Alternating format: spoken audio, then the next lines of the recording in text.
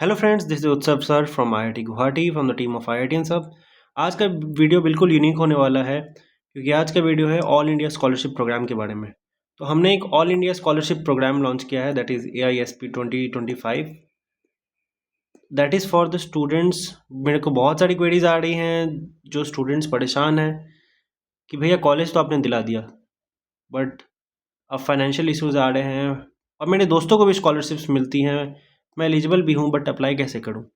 सो कोई इशू नहीं, आपके लिए एक हम वन स्टॉप सॉल्यूशन लेके आए हैं।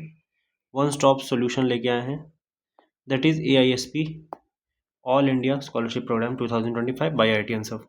अब आज का जो वीडियो होने वाला है स्पेसिफिकली ऐसी कैटेगरी के स्टूडेंट्स के लिए होने वाला है। बाकी की कैटेगरीज और फीमेल हो गई और जनरल कैटेगरी में भी कौन कौन एलिजिबल हैं उनके लिए सेपरेट वीडियोज़ आएगा। सो आप चैनल को सब्सक्राइब कर लें और बाकी अपने फ्रेंड्स के साथ शेयर कर सकते हैं।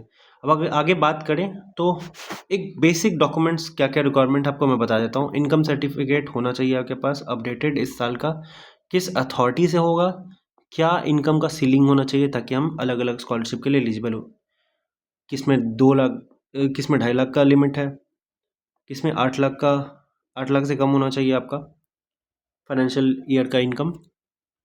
उसके बाद बात करें कि लिस्ट ऑफ स्कॉलरशिप कौन कौन सी है, तो देखिए एक बहुत बड़ा जो बेस है स्कॉलरशिप का, दैट इज़ NSP।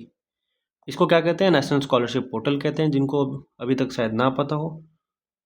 ठीक है, नेशनल स्कॉलरशिप पोर्टल, यहाँ पे आपको दुनिया प्रकार के ढेर सारे स्कॉलरशिप मिल जाएंगे, बट आप किसके लिए एलिजिबल हैं आपको ये चीज़ को समझना होगा।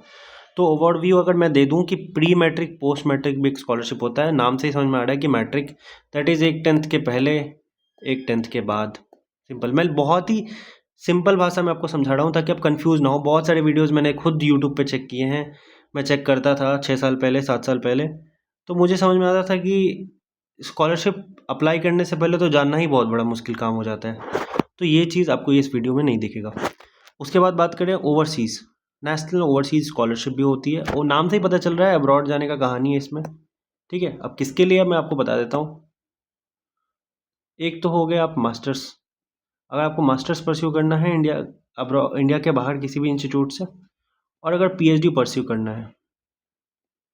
वैसे ये कुछ क्लॉज है इसमें, आपका जो यूनिवर्सिटी होना चाहिए वो 500 रैंक के अंदर होना चाहिए, QS रैंकिंग के हिसाब से, QS रैंकिंग के हिसाब से। ठीक है, उसके बाद बात करें सेंट्रल सेक्टर स्कॉलरशिप, ये 12th पास स्टूडेंट्स के लिए, 12th इनरोल्ड स्टूडेंट्स के लिए। अगर इसके बाद बात करें जो एक बहुत अच्छा स्कॉलरशिप है, that is top class scholarship. इसमें वही बच्चे बैठ सकते हैं जो इंस्टीट्यूट ऑफ एमिनेंस या सेलेक्टेड इंस्टीट्यूशंस की जो लिस्ट प्रोवाइड की गई है वहीं के बच्चे से बैठ सकते हैं। अगर आपको वो लिस्ट नहीं मिलता है, लेट से अगर आप कंफ्यूज हैं कि मेरा नाम, मेरे यूनिवर्सिटी का, मेरे इंस्टीट्यूशन का नाम है कि नहीं, आप इस दिए गए नंबर पर कनेक्ट कर लें। बाकी किसी और स्कॉलरशिप के लिए भी जानना हो तो आप AISP प्रोग्राम से जुड़ सकते हैं या आप क्वेरीज डाल के बात कर सकते हैं। अगर इसके अगला स्कॉलरशिप का बात किया जाए तो national fellowship scholarship. Fellowship basically एक टर्म यूज़ बहुत ज़्यादा होता है PhD में, तो ऑफकोर्स ये PhD के स्टूडेंट्स ही अप्लाई कर सकते हैं इसमें। अगर अगला बात करें कि जो जनरली पॉपुलर नहीं है, चैनल्स नहीं शो करती हैं, दैट इज़ कंपनी का स्कॉलरशिप। प्राइवेट कंपनीज कौन कौन सी हैं, फाउंडेशन कौन कौन सी हैं, स्टेट वाइज स्कॉलरशिप भी मिस्ड आउट रह जाता है।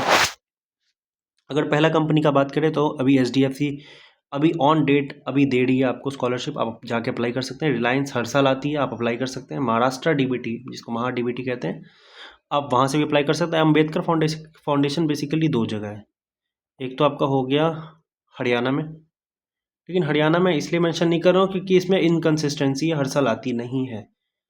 पंजाब वाले बच्चे जो हैं सी कैटेगरी, आप प्लीज़ अप्लाई करिए। और भी जितने भी स्टेट के हैं बच्चे, आप इस दिए गए नंबर पर कॉन्टैक्ट कर लें ताकि हमारी टीम आपसे कनेक्ट करके आपको documentation, enrolment, mode of payment कैसे रखना है, कौन कौन से डॉक्यूमेंटेशन अप्लाई करने हैं, उसका कंप्लीट गाइडेंस का सेशंस आपको प्रोवाइड कर दिया जाएगा।